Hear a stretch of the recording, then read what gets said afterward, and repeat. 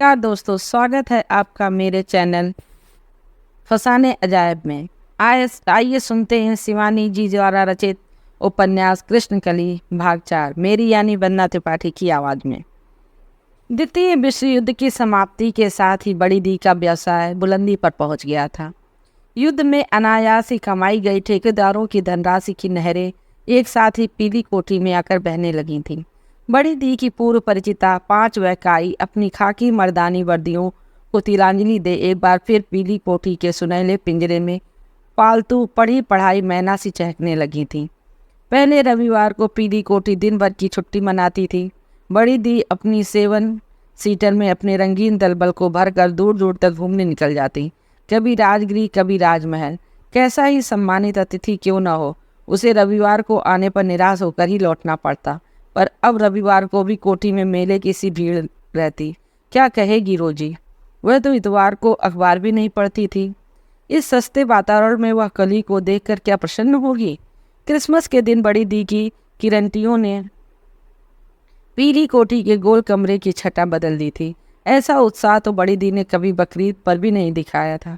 पता नहीं कहाँ से मैगी एक छोटा सा हरा पेड़ जुटा लाई थी। उस पर जगमगाते बिजली के हरे पीले नीले लट्टू, क्रेप के लाल पीले कागजों में लिपटे रेशमी रिबन से बंधे उपहार, जापानी कंदील अनोखी जगमगाहट से जगमगा रहे थे। एक और बड़ी मेज पर लीज और सोनिया मोमबत्ती दानों में बड़ी बड़ी मोमबत्तियां सजा रही थी। आज उन्होंने बड़ी दी से विशेष अनुमति लेकर अपनी पूरी एंग्लो इंडियन बिरादरी को आमंत्रित किया था। वैसे बड़ी दी इस बिरादरी से 2 गज दूरी ही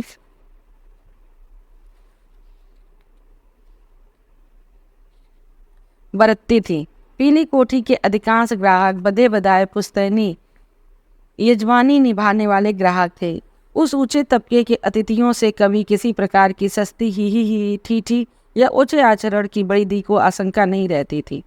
पीते भी हैं तो दो ना, how to carry their drinks, बड़ी दी कहती। और ये मरी इन अधकचरी मेमों के साथ कोई इंजन ड्राइवर है तो कोई गार्ड। चाहते हैं कि मेरी लड़कियों को भी रेलगाड़ी के बेजान डिब्बों की तरह अपने साथ जैसे चाहे वैसे खींचते ले जाएं। पर मैगी को अपसंद भी नहीं कर सकती थी बड़ी दी। कंधे पर सुनहले बालों की रेशमी पसम झुलाती, नीली आंखों और चपल स्मित का जादू बिखेरती मैगी माणिक के रत्न संकलन का सबसे दामी रत्न थी। उसकी मुट्ठी भर की कमर पत्थर की सी मूर्ति क्यों ऐसी तराशी गई देह जिसका एक एक सुगठित अंग 1.25 लाख का था, वास्तव में अपूर्व थी।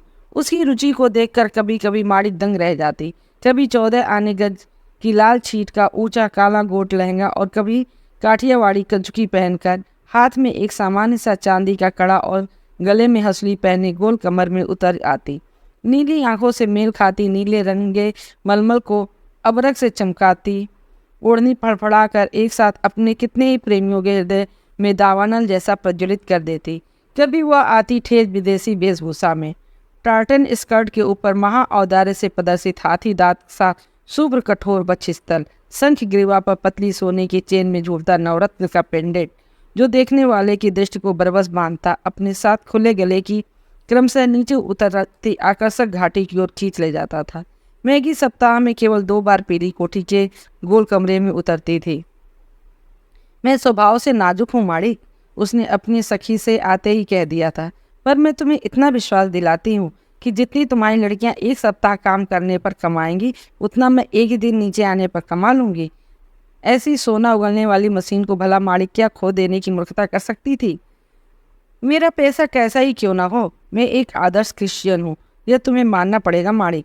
मैगी के मर्दाने कंधे गर्वीले बनकर उन्नत हो गए। मैं हर इतवार को गिरजाघर जाती हूँ और हफ्ते की उन 2 मनहूस रातों में जब मेरी एक सांस भी अपनी नहीं रह जाती, मैं समय निकालकर बाइबल पढ़ लेती हूँ।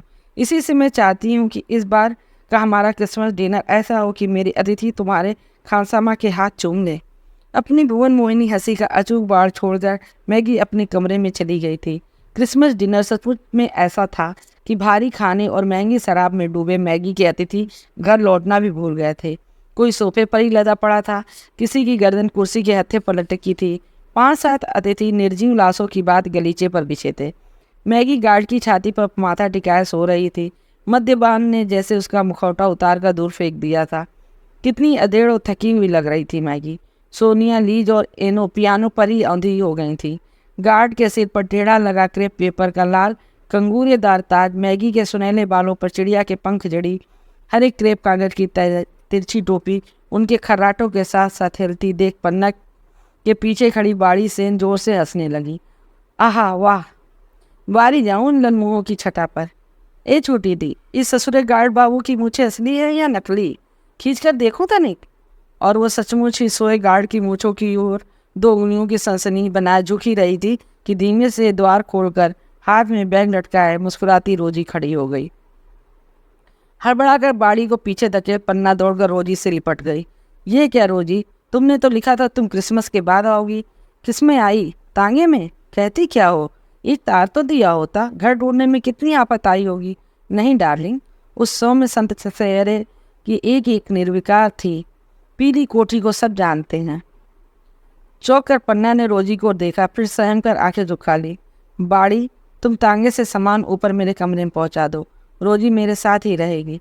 कई घेर घुमावदार सीढ़ियों पार कर रोजी पन्ना के कमरे में पहुंची। सीढ़ियों के दोनों ओर लगे आदमकद शीशे, हाथी दांत के बने हैंगर, जिन पर कई निशाचरों के ओवरकोट अपने निर्जीव स्वामियों की अचल देह की भांति ही झूल रहे थे, वास्तव में दर्शनीय थे।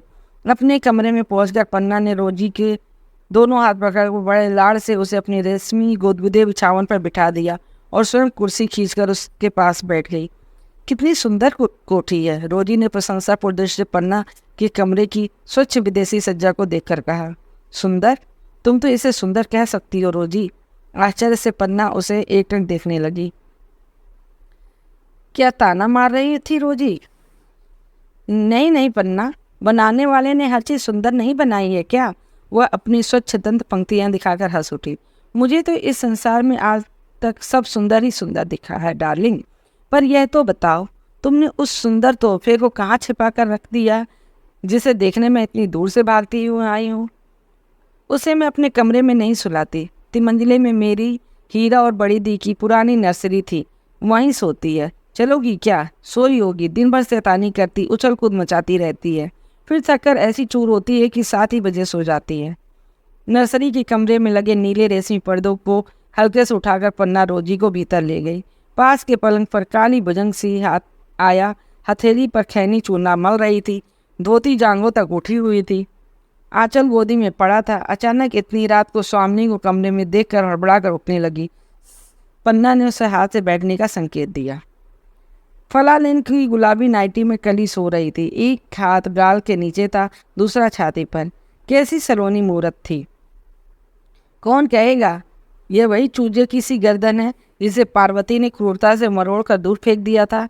क्या ये वे ही सूखे निर्जीव अदारण जी ने खोल खोल कर बड़े यत्न से रोजी ने ब्रांडी से रात रात भर सिक्त किया था? क्या यह वही नन्हा कलेजा धड़कता फलालेन की नाटी को उठा गिरा रहा है जो एक बार केवल एक नन्हे स्पंदन से ही रोजी को आश्वासित कर पाया था? रोजी चुपचाप खड़ी पिंजरा पलंग पर सोई उस देवांगना सी सुंदर बालिका को एकटक निहार रही थी। उसकी आंखों से आंसू बह रहे थे। मानो को कैसा अपूर्व दैवी शक्ति प्रदान की है इस सृजनहार ने। मानो यदि किसी के प्राण ले सकता है तो किसी को जीवन दान दे भी सकता है। इस नन्ही बालिका को क्या सचमुच रोजी ने ही जीवन दान दिया है? वह जो इस सजे सजाए कमरे के गुदगुदे पलंग में सोई मीठे सपनों में डूबी पड़ी है, उसका श्रेय किरीट क्या स्वयं उस उदार पिता ने रोजी के माथे पर धर दिया है? रोजी, अब चलें, बहुत रात हो गई है। धीमे से रोजी को टसका कर पन्ना बाहर खींच ले आई। It is so silly of me darling. Rosie ने छाती से रुमाल निकालकर आंखें पोंछी, नाक सिनकी और हंसकर पन्ना के हाथ थपथपाने लगी। हंसने पर रोजी का चेहरा किसी भोली निर्दोष बालिका सा लगने लगता था। पता नहीं क्या हो गया मुझे, पर उस सुंदर बच्ची को देखकर क्षण भर को मैं विश्वास नहीं कर पाई कि ये वही मरी चुहिया सी बच्ची है जिसे मैंने जब तुम्हारी गोदी में डाला तो इतनी भी उम्मीद नहीं की थी कि ये महीना भर भी जी पाएगी। कितने यत्न से तुमने इसे पाला होगा पन्ना, मैं समझ सकती हूँ। नाक, आँख, कुटिल होठ सब असदुल्ला पर गए हैं। रोजी फुसफुसा कर कहने लगी। लंबी भी कितनी है, एकदम पठान की बेटी है पन्ना। पर आंखें देख रही हो? ओह द पुअर रैच। रोग से पहले उसकी आंखें कितनी सुंदर थीं, पर पलके, ओह पन्ना, मैंने ऐसी सुंदर आंखें आज तक फिर नहीं देखी। उसके हंसने से पहले उसकी बड़ी बड़ी आंखें हंसने लगती थी, बोलने से पहले उसकी आंखें बोलती थी। और अब रोजी सहसा स्वयं ही सहम कर चुप हो गई। अब क्या रोजी? पन्ना सांस रोककर बैठ गई। अब वह अंधी है पन्ना। उसका रोग अब अच्छी से अच्छी औषधियों से भी मोर्चा लिए खड़ा है। रोजी का कंठ स्वर वह से काँप उठा। पन्ना का गला सूख गया, जीभ जैसे तालू में चिपक गई। क्या तुम सोचती हो? वो रुक रुक कर पूछ उठी कि कभी पिता के नाक नक्शे और माँ की बड़ी आंखों की यह अविकल प्रतिमूर्ति भी इस महारोग का शिकार बन सकती है? क्या यह संभव नहीं कि रोजी की जिस विचित्र प्रकृति ने इसे पिता का माथा, कद और रंग दिया है, माँ की बड़ी बड़ी आंखें दी हैं, वह इसे माँ बाप का बड़ा रोग भी दे दे? नहीं पगली, रोजी ने पन्ना के बाहों के आश्वासनपूर्ण घेरे में बांध लिया। फिर इसने तुम्हारी सी स्वस्थ माँ का स्तनपान किया है। तुम्हें कभी ऐसा कोई भय नहीं होना चाहिए। निश्चिंत रहो पन्ना, तुम्हारी सुंदरी बिटिया को कभी इस रोग का भय नहीं रहेगा। पर इसे एक भय सर्वदा रहेगा, ये मैं चाहती हूँ। जानती हो किसका? किसका रोजी? उसका। आकाश की ओर अपनी गठिया से पंगु टेढ़ी उंगली उठाकर रोजी से ऐसा गंभीर हो गई। तुमने बाइबल पढ़ी है न पन्ना? उन 10 कुष्ठ रोगियों की कथा याद है जिन्हें यीशु ने अपने दिव्य स्पर्श से रोग मुक्त कर दिया था? और उन 10 में से केवल एक ही उनके पास कृतज्ञता ज्ञापन करने आया था। मैं चाहती हूँ यह उस 10 में से एक सी ही कृतज्ञ बनी रहे। उस महान अदृश्य व्यक्तित्व के अस्तित्व को क्या यह यहाँ रहकर जान पाएगी? इसलिए मैं तुमसे इसे मांगने आई हूँ पन्ना। मैं चाहती हूँ इसे नैनीताल के कॉन्वेंट में उन तापसियों के बीच ले जाकर छोड़ दूँ जहाँ पाप या क्रूस की छाया भी ना पड़ सकती हो। ओह रोजी, क्या तुम सोचती हो कि पीली कोठी में रहने पर मैं इसे अपने ही रंग में रंग दूंगी? पन्ना, माय प्रेसियस। रोजी कुर्सी पर बैठकर हाँफने लगी। इतनी सीढ़ियाँ एक साथ चढ़ने उतरने का उसे अभ्यास नहीं था। कोयले की कोठरी से क्या कोई बिना काले के लिए लौट पाता है? तुम घबराती क्यों हो पन्ना? जिसने तुम्हारा स्तनपान किया वो कहीं रहे, तुम्हें क्या सहज में ही भूल पाएगी?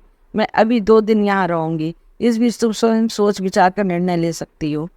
पन्ना ने बाड़ी को पहले ही समझा बुझा दिया था कि कली को वो स्वयं तैयार कर मेम साहब को मिलवाने ले जाएगी।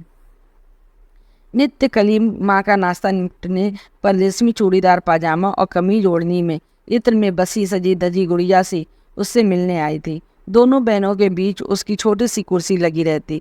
बड़ी माँ के साथ नाश्ता कर वो आया के साथ घूमने जाती। लौटने पर मौलवी साहब उर्दू पढ़ाते और मैगी आंटी अंग्रेजी। फिर छोटी माँ उसे स्वयं 1 घंटे तक कथक नृत्य की कठिन गुरनियों में चरखी सी घुमाती रहती। 1-2 दिन कली का रियाज बंद रखना होगा बड़ी दी।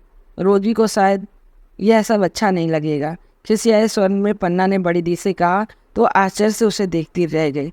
क्यों? 2 दिन के लिए कहीं से तेरी रोजी आई है तो लड़की का नाचना गाना ही बंद कर देगी? लड़की तेरी है या उसकी? मुझे पता है पन्ना, कच्ची मिट्टी को ही चतुर कुमार जैसा चाय वैसा मोड़ दे सकता है, पक्की मिट्टी को नहीं। एक बार इन मिशनरियों के हाथ में लड़की सौंप दी तो समझ लेना गई। वह उसे अपनी ही विद्या सिखाएंगे। हमारी बिल्किस नहीं भूल गई आपा को? बिल्किस मुनीर की बड़ी बहन की लड़की थी। देखने में उजली चिट्टी मेम पर एकदम दुबली पतली। पता नहीं किसने बिल्किस की माँ से कह दिया कि भक्तिन स्कूल में भेजने पर उसकी बिटिया निखर जाएगी। शायद स्वयं बिल्किस के विदेशी पिता का भी आग्रह था। 14 वर्ष के वनवास के पश्चात बिल्किस घर लौटी तो स्वयं उसकी माँ ही उसे नहीं पहचान पाई। और फिर क्या बिल्किस उसके साथ रहना चाहती थी? न वो मिर्च मसाले का सालन खा पाती, न रोटी चपाती। कांटे छुरी के बिना उसके कंठ के नीचे ग्रास नहीं उतरता। लाख चेष्टा करने पर भी उसकी माँ न उसे गाना सिखा पाई न नाच। दिन रात माँ बेटी में खनकती रहती। और एक दिन बिल्किस किसी मेल गाड़ी में एंग्लो इंडियन ड्राइवर के साथ भाग गई थी। तुम भूलती हो बड़ी दी, पन्ना ने कहा। रोजी की ऐसी कोई शर्त नहीं है। बिल्किस चापा की मेम ने तो पहले ही लिखत पढ़त करवा लेती कि पढ़ाई पूरी होने तक उसे एक बार भी घर नहीं आने देगी। पर रोजी का कहना है कल ही हर छुट्टी में यहाँ आ सकती है और चाहने पर मैं भी तो उससे मिलने जा सकती हूँ। और फिर क्या तुम सोचती हो हमें इस जिंदगी में बड़ा भारी सुख है जो कली को भी इसी जिंदगी के लिए तैयार करूँ? कहती क्या है छोटी, तुझे यहाँ दुख है? कौन सी ऐसी तकलीफ है? जरा मैं भी तो सुनूं। क्या मैंने कभी कोई ज़बरदस्ती की है? जब वो मुजला मजुमदार महीनों यहाँ बिना कुछ दिए मेरी 1000 रुपए की बोतलें खाली करता पड़ा रहता था तब भी मैंने कुछ नहीं कहा तुमसे। चुप करो बड़ी दी, रोजी सुनेगी तो क्या कहेगी? पन्ना ने द्वार भिड़ा दिया। भाड़ में जाए तेरी रोजी, एक से एक ग्राहक उठकर लौट आ जाते थे। पर मजाल है जो मैंने कभी तुझसे कुछ कहा हो। फिर एक दिन तेरे गले में यह ढोल लटका कर नासपीटा भाग गया तो तू इतनी बड़ी बात मुझसे छिपा गई। जिसके आंचल से मैंने आंखों की तिजोरी की चाबियां लटका कर गई थी, वही मुझसे धोखाधड़ी कर स्वयं सटक सीताराम। फिर अब नाक कटाकर लौटी तो किसने शरण दी तुझे? तब कहाँ थी वह रोजी? दोनों बहनों में आज तक कभी ऐसे उच्च स्वर में बहस नहीं हुई थी। पन्ना ने देखा मैगी, बाड़ी, सोनिया, लीज सब ऊपर की मंजिल पर झुंड बनाकर एक दूसरे पर गिर पड़ रही थी। क्या सीन क्रिएट कर रही हो बड़ी दी? कली मेरी लड़की है, मैं जहाँ चाहूँ उसे भेज सकती हूँ। अच्छा, जब मरियल सी उस कलीटी को लेकर यहाँ आई थी तभी क्यों नहीं भेज दिया उसे गिरजे में? कलूटी ईसाइयों के बीच में ठीक लगती, तब उसकी औकात थी हमारे बीच रहने की। छूने में भी घिन लगती थी हरामजादी को। पन्ना और नहीं सुन सकी, क्रोध से उसका चेहरा तमतमा उठा। वह पता नहीं क्या कहने जा रही थी कि पर्दा उठाकर शांत मूर्ति रोजी खड़ी हो गई। पन्ना माई प्रेशियस, उसने हंसकर कहा, तुम्हारी बहन तुम्हारी कली को कितना चाहती है। शायद उसे स्कूल भेजने में इसी से उन्हें इतना कष्ट हो रहा है। कोई बात नहीं, मैं कली को नहीं ले जाऊंगी। तुम ले जाओगी? तड़प कर मालिक रोजी की ओर मुड़ गई। कली को ही नहीं, उसकी माँ को भी। मैंने आज तक आस्तीन के सांप पाले हैं, यही समझ कर संतोष कर लूंगी। फिरंगी की दोगली बिटिया भला मेरी सगी होगी? इसी से तो आज अपनी ही बेवफा कौम का दामन पकड़कर चल दिया। ठीक है बड़ी दी, इतना चीखने चिल्लाने से गला बैठ जाएगा। तुम्हें आज रात ही बैठक का ध्रुपद भी तो सब अकेले ही गाना होगा। मर्म स्थल पर तीर का अचूक निशाना साथ पन्ना रोजी का हाथ पकड़ बाहर निकल गई।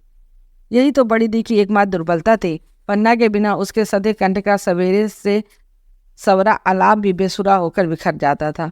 फिर उस दिन की बैठक क्या ऐसी वैसी थी? संगीत का अनोखा जौहरी स्वयं सीप के मोती बिनने आ रहा था। क्या कहेगी अब वो नवाब शमासुद्दीन से?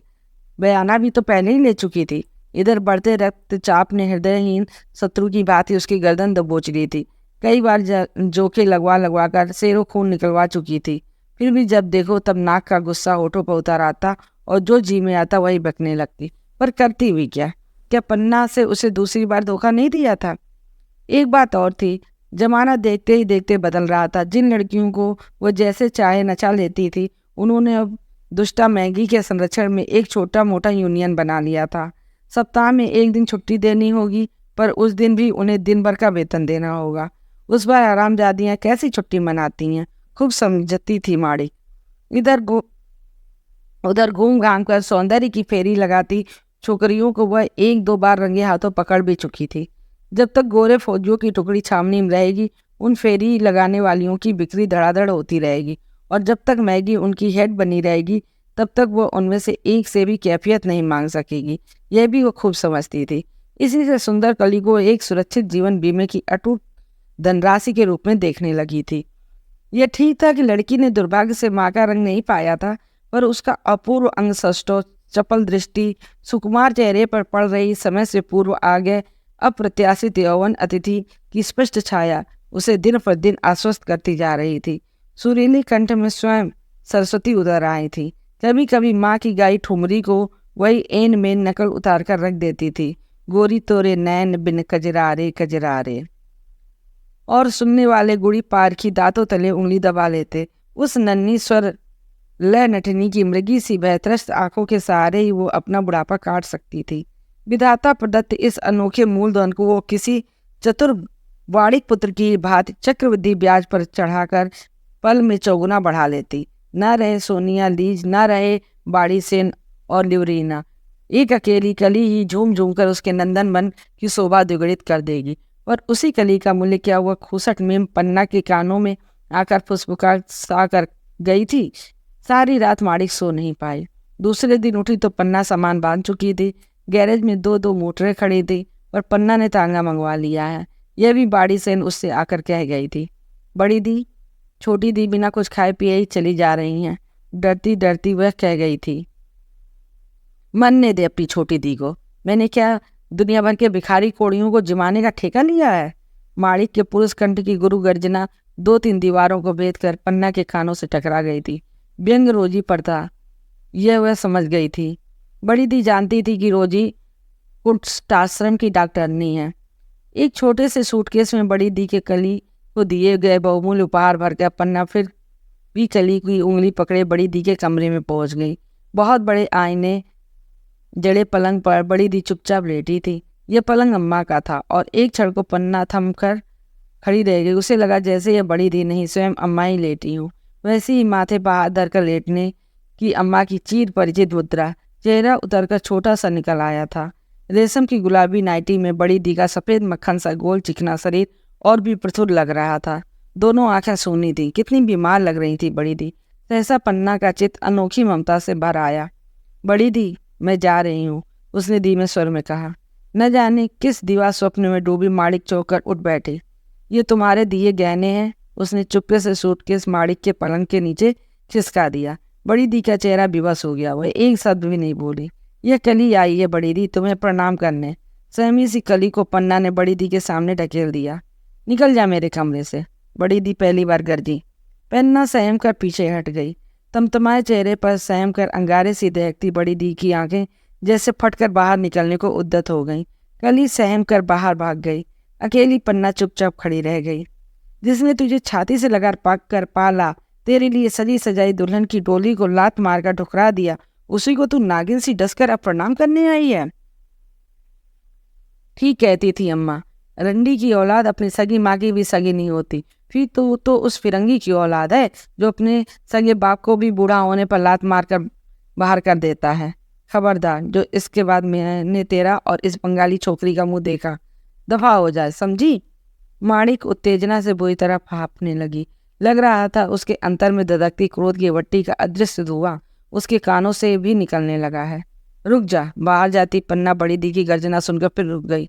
माणिक के कठोर आदेश की गर्जना सुनकर अपने अपने कमरों से निकली कई लड़कियां एक साथ फिर डरी चोरियों से दिबक गईं। मैं तेरा और तेरी मेम का पूरा सामान देखूंगी, बिस्तरा भी खुलवाना होगा, समझी। इन फिरंगियों की चालाकी मैं खूब समझती हूँ। पन्ना का चेहरा सफेद पड़ गया। क्या यह सचमुच स्नेही बड़ी दी कह रही थी?